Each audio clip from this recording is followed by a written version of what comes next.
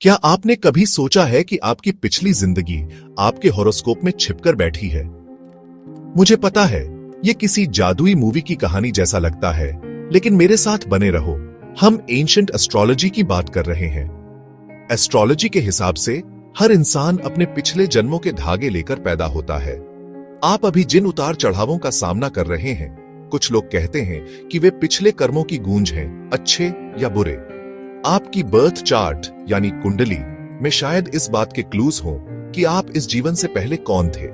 चलो इसे समझते हैं। अगर आपकी कुंडली में मर्क्यूरी या मून असेंडेंट में स्ट्रांग है, तो पुरानी किताबों के हिसाब से आप पहले एक वर्चुअस व्यापारी रहे होंगे, एक पावरफुल मार्स, शायद एक योद्धा, या हो सकता है कि पिछली जिंदगी में आप बहुत जल्दी गुस्सा होने वाले इंसान थे। अब अगर 4 या उससे ज्यादा प्लैनेट्स अपनी राशि में स्ट्रांग बैठे हैं, तो कहानियों के हिसाब से आपने एक नोबल पिछली जिंदगी जी है।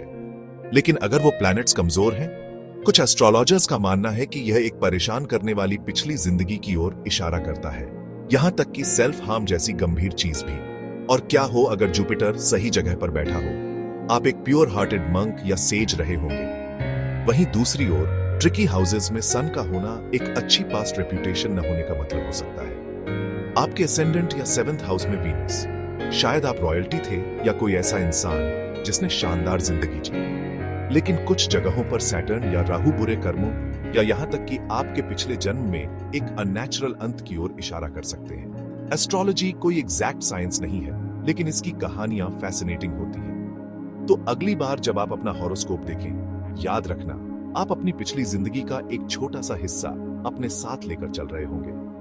कौन जानता है, शायद आपकी कुंडली में आपकी सोच से भी ज्यादा सीक्रेट्स छिपे हों।